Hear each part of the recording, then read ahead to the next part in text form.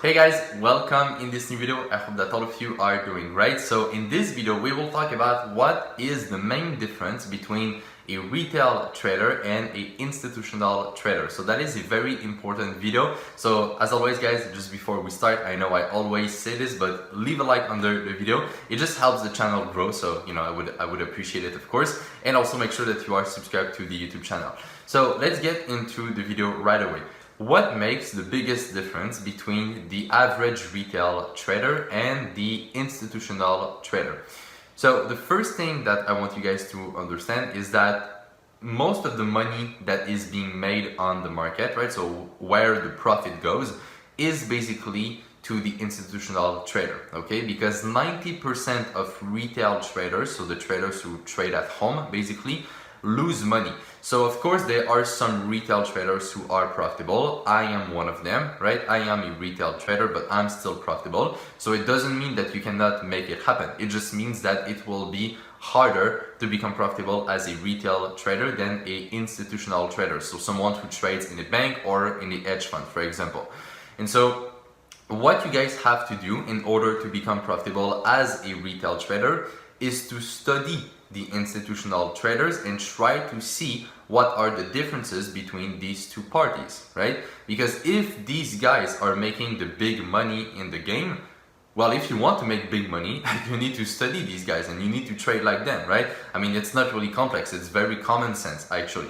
So there are many differences between retail traders and institutional traders, of course. We could talk about many different things, but in this video, what I want to talk about is basically how each party generate their trading ideas, okay?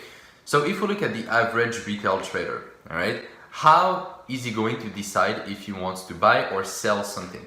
Well, usually, he will wake up in the morning, a little tired, jump on the chart, right? Draw 2-3 rectangles, draw 2-3 lines, and then he'll be like, okay, I will sell here, I will buy here. He will wait for the price to get there and boom, he takes the trade, right? That's what the average retail trader is doing, right? Just drawing a couple of things on the chart, not really understanding all the complexities of things and how price action moves, right? So they will just look at technical tools in themselves and they will take trades based on that, right? So that's what most retail traders are doing. Now, can it work? Can you make it work for yourself? Maybe, but it's not what the big guys are doing. So is it really the best approach that you could take in your trading? Well, maybe not, right?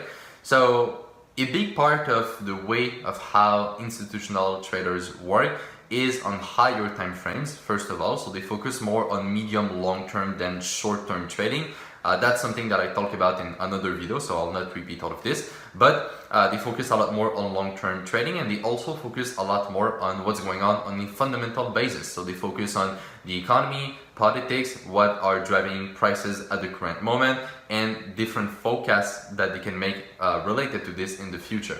And so the best kind of trading ideas for these guys come when the two style of analysis come together. So when the fundamentals and the technicals are pointing in the same direction. If you have a situation like this where both style of analyzing the market, let's put it that way, are pointing the same direction, these are usually the best trading ideas that you could have and where you might make the most of your money into your trading career. But as I said, the problem is that most retail traders don't even take the time to look at the fundamentals, right? They only look at the technicals and therefore they are missing a big part of the information.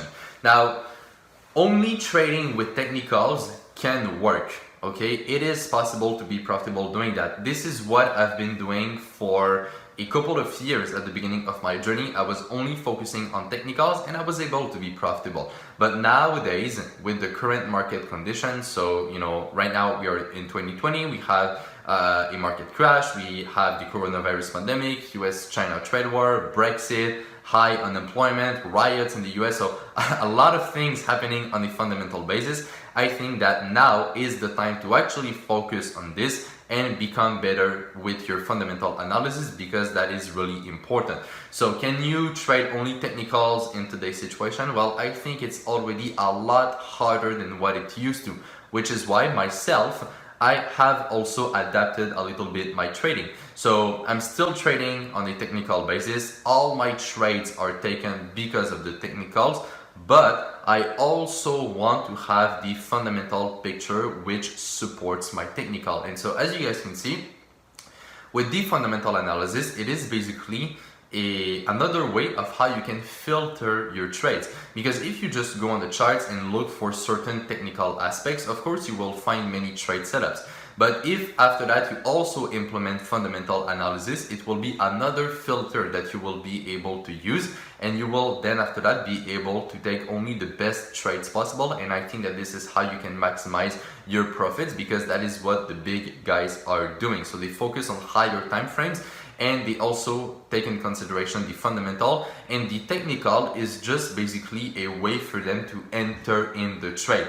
So they do their analysis, you know, on the fundamental standpoint. They understand the price, where it's at, where it could go, and the different scenarios that they can make, and then they will use the technicals which need to align with this fundamental picture, and that is basically the way of how they will just enter the trade in itself. But you see that the way that these trading ideas are being generated are two completely different things, right? So you have the retail trader who just look at the chart, draw a couple of things, and boom, they take their trade. And then you have the institutional traders who spend a lot more time to generate their idea and come up with, you know, good potential trades. And so a lot of people think that, you know, being a trader, you can just spend all your day doing nothing and sitting, you know, at the beach and just relaxing and things like that. And there is a part of it that is true, because after that you have done your analysis, well, your work is done, so you can do other things if you want.